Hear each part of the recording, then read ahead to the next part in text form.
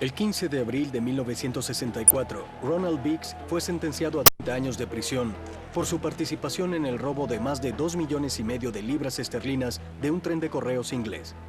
Fue el robo más grande que jamás se haya cometido y apareció en las primeras planas de todo el mundo.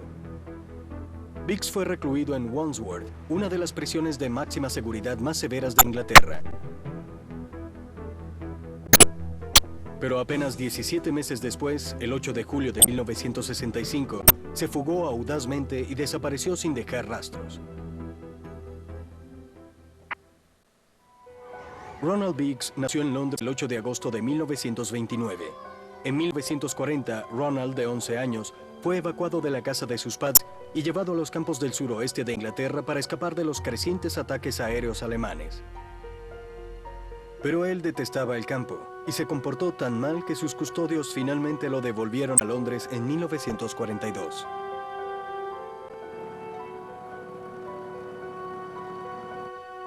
Allí tuvo muchos empleos de bajo nivel, en ninguno de los cuales duró más de 2 meses. En algunos incluso apenas 2 semanas. Uno de estos trabajos fue en una fábrica de piezas de aviones. En abril de 1947, Biggs se unió a la Real Fuerza Aérea, pero no se acostumbró a la disciplina y desertó antes de ser dado de baja deshonrosamente. Luego se dedicó a una vida delictiva que lo condujo inevitablemente a la cárcel. Allí entabló amistad con otro reo, Bruce Reynolds, un hombre que a la larga tendría una profunda influencia 3 días antes, así que los bancos de todo el país estarían enviando remesas grandes de dinero a Londres en trenes de correo.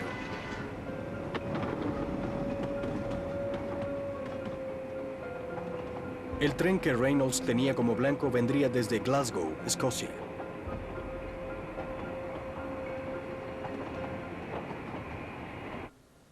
Dos días antes del robo, los 16 ladrones llegaron a una casa de campo vacía, como a 32 kilómetros del lugar donde planificaban detener el tren. Después de la medianoche del 8 de agosto, el tren partió desde Carlisle, en el norte de Inglaterra, hacia Londres. El tren estaba compuesto de 12 vagones, de los cuales 11 estaban llenos de correo. El otro, conocido como el vagón de paquetes de alto valor, contenía 128 sacos de billetes usados. Estaba ubicado directamente detrás de la locomotora. A las 3 a.m., el tren se encontraba a media hora de Londres cuando su conductor, Jack Mills, vio una bombilla roja de señalización encenderse más adelante. Detuvo el tren y un bombero, David Whitby, se bajó para averiguar por qué la bombilla roja estaba encendida. Entonces fue sometido y esposado por 2 miembros de la banda. Mientras tanto, Mills fue obligado a conducir el tren un trecho corto hasta un puente. Otros miembros de la banda, vestidos con lo que parecían uniformes del ejército, esperaban en un vehículo tipo militar. Tan pronto como se detuvo el tren, la banda rompió las ventanas del vagón de paquetes de alto valor y comenzó a extraer sacos de correo llenos de dinero. Se dieron un tiempo límite de 15 minutos. Lograron cargar con 120 sacos. Quedaban 8 más, pero ellos sabían que cualquier demora significaba un riesgo.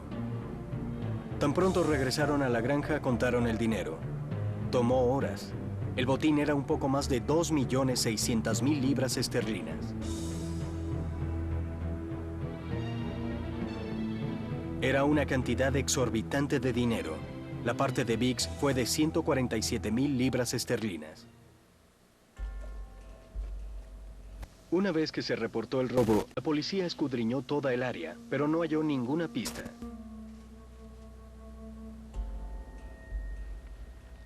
Al conocerse el monto de lo robado, la atención se concentró en capturar a los asaltantes.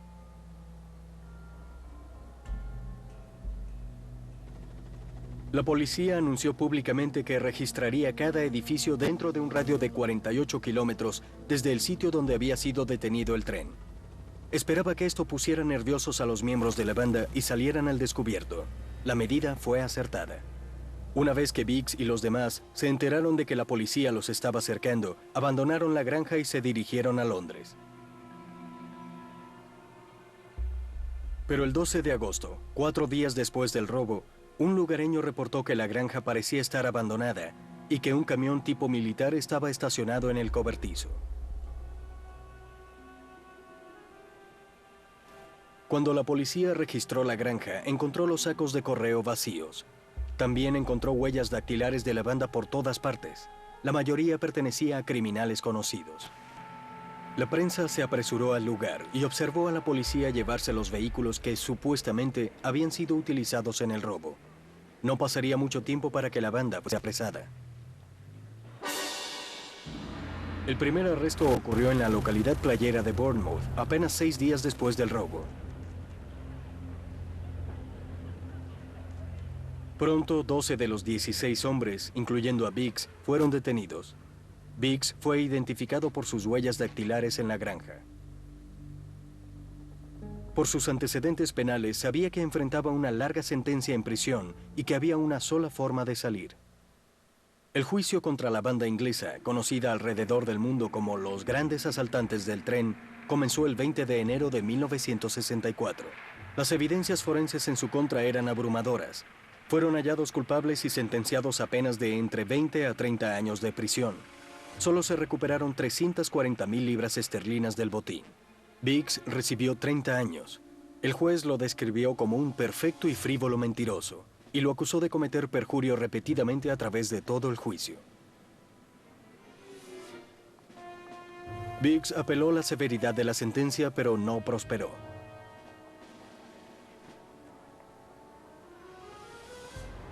Fue recluido en Wandsworth, una de las prisiones más severas y seguras de Inglaterra.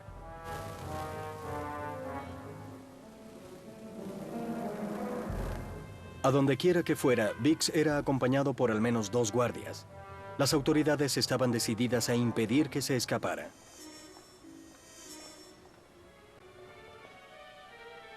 Pero el 8 de julio de 1965, a plena luz del día, eso fue precisamente lo que hizo Biggs.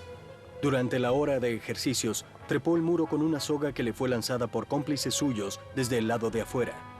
Se lanzó sobre el techo de un camión, abordó un vehículo que lo esperaba y huyó velozmente.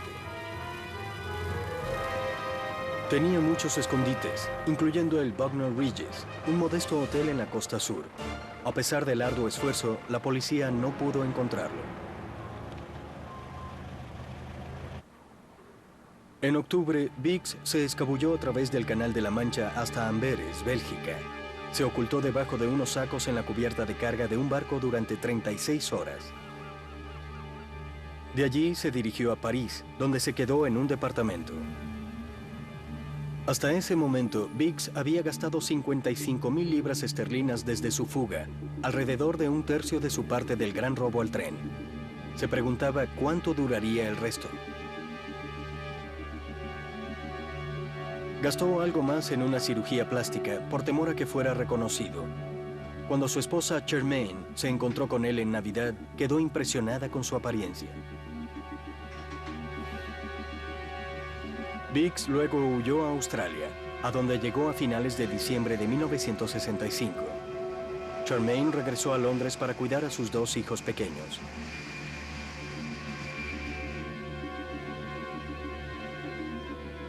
La policía inglesa aún no tenía idea sobre el paradero de Biggs. Parecía haber desaparecido sin dejar rastros. Aunque la cirugía plástica cambió su apariencia, Biggs sabía que nunca estaría a salvo. Mientras Biggs se asoleaba en las playas de Sydney, su esposa le envió dinero desde Londres por correo, oculto entre las páginas de unas revistas. Ella finalmente se unió a él junto con sus 2 hijos en junio de 1966. Llevaba consigo 7,000 libras esterlinas. Era todo lo que quedaba de la parte de Biggs del gran robo al tren.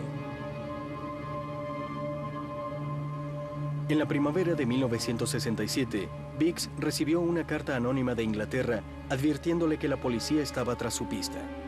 Biggs y su familia se dirigieron a Melbourne. Se cambió el nombre a Terry Cook y consiguió un trabajo como carpintero en el aeropuerto. Con el paso del tiempo, Biggs comenzó a llevar una vida tranquila en su nueva casa en las afueras de Melbourne. Parecía que las cosas se habían calmado.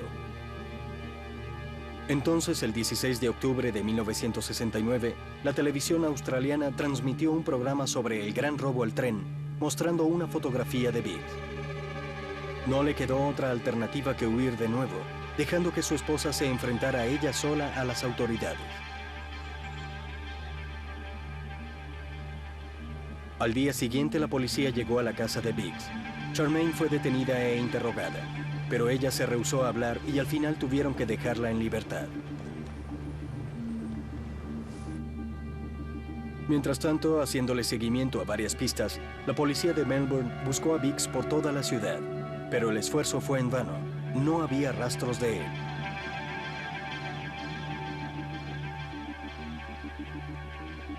Algunos artículos de prensa describían a Biggs como una figura romántica. Esto irritó mucho al inspector Jim Milner, quien estaba a cargo del caso. Muchas veces el ladrón goza de la simpatía de gran parte de los australianos. Pero en esta comunidad también existen personas que piensan correctamente. Y hemos tenido una respuesta maravillosa de ellas. Le hemos informado a toda la comunidad, a través de la prensa y la televisión, qué clase de hombre es realmente este sujeto.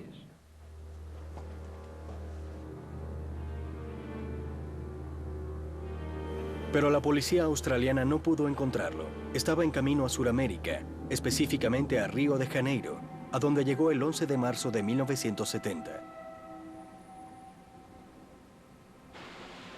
Biggs se estableció rápidamente, haciendo trabajos ocasionales aquí y allá. Pero le era difícil vivir con lo que ganaba, y hacía tiempo que había gastado su parte del botín. Así que cuando un viejo amigo lo contactó desde Inglaterra para que le vendiera su historia al Daily Express, un diario inglés, aceptó enseguida. Aunque eso le revelaría su escondite a todo el mundo, no creía que la policía fuera capaz de atraparlo en Brasil. Pero se equivocó. El 1 de febrero de 1974, el asaltante prófugo de trenes Ronnie Biggs fue abordado en Río de Janeiro por un detective inglés, Jack Slipper, quien inmediatamente lo arrestó.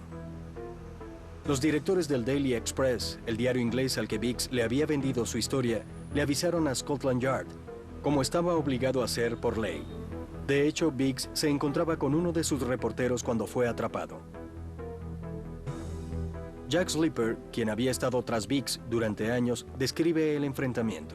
Luego de confirmar en qué departamento se estaba quedando, llamé a la policía local.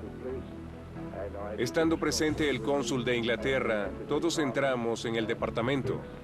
Biggs estaba sentado sobre unas maletas con las piernas cruzadas. Creo que me reconoció de inmediato por la cara de asombro que tenía. Sin embargo, cuando Biggs fue llevado a la sede de la policía, Slipper se llevaría una gran sorpresa.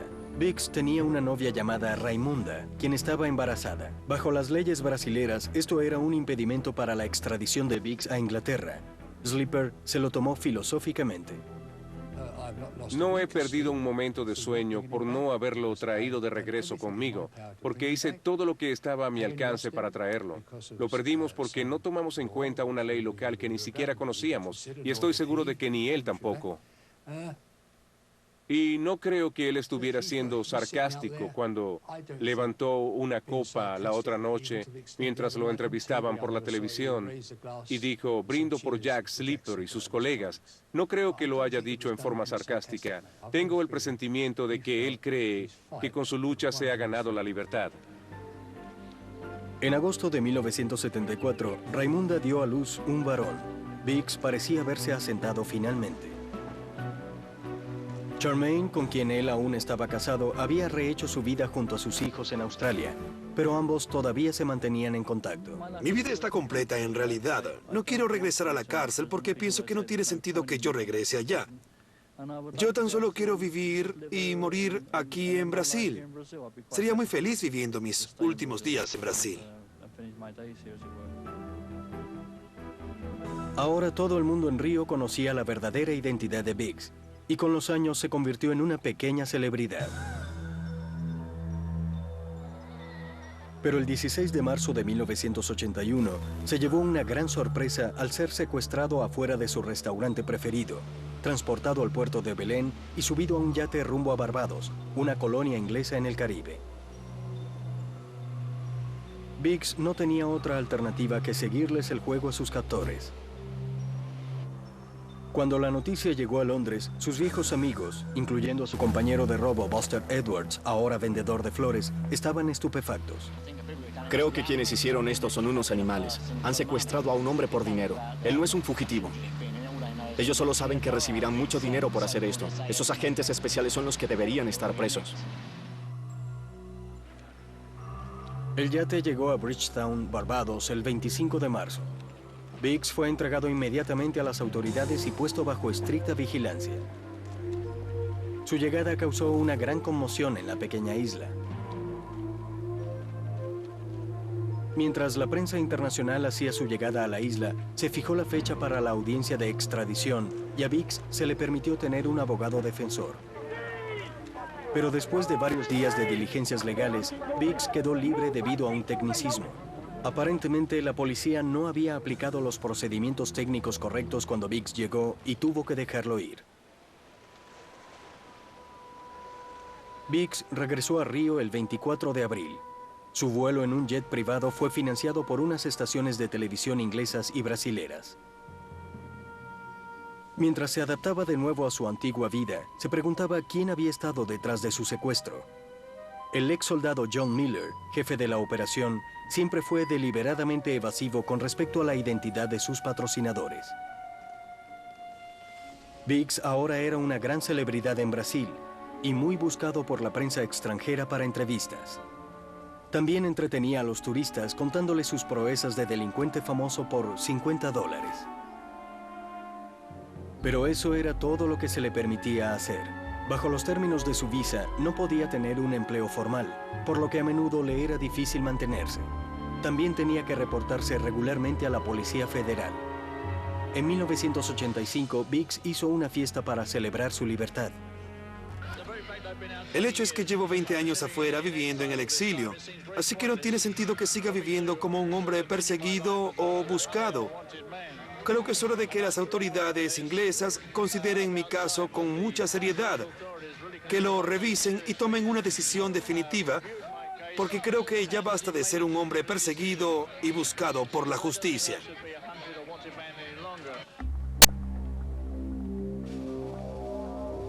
Para cuando cumplió 70 años, Biggs estaba feliz y decidido a no regresar más a Inglaterra. Nunca, jamás. Quiero vivir y morir en Brasil y quiero que mis cenizas sean esparcidas sobre Santa Teresa.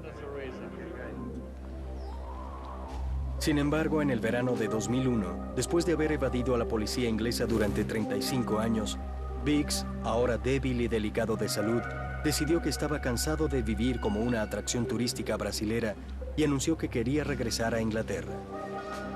En medio de un caos en el aeropuerto, el Sun, un diario inglés perteneciente al magnate de los medios de comunicación, Rupert Murdoch, envió un avión privado para llevarlo de regreso a casa desde Río.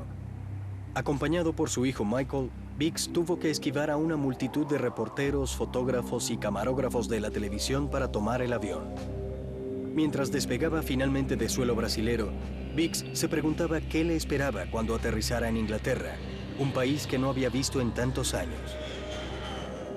A los pocos minutos de haber aterrizado en Inglaterra, Biggs fue arrestado estando aún en el avión y llevado rápidamente a prisión para que comenzara a cumplir los restantes 28 años de su sentencia. Una vez más, su hijo Michael tuvo que ayudarlo a pasar a través de los medios. Después, mientras Biggs era transferido a una prisión de alta seguridad, Michael, muy contrariado, expresó su desacuerdo sobre la decisión de su padre de regresar. A la edad de 71 años y temiendo que el final de su vida estaba cerca, él decidió regresar voluntariamente a su país. Yo estoy en contra de esta decisión y ni su familia, ni sus amigos en Brasil, ni yo pudimos convencerlo de lo contrario. Disculpen. Mientras tanto, Biggs, quien había sufrido varios infartos cardíacos anteriormente, recibía cuidados médicos en la prisión las 24 horas. Sus abogados solicitaron que se le redujera su sentencia original, pero la apelación no prosperó. Durante 4 años, después de su fuga en 1965, logró permanecer desaparecido, y cuando fue encontrado, asombrosamente eludió a las autoridades mediante una racha de suerte. Pero esta finalmente terminó.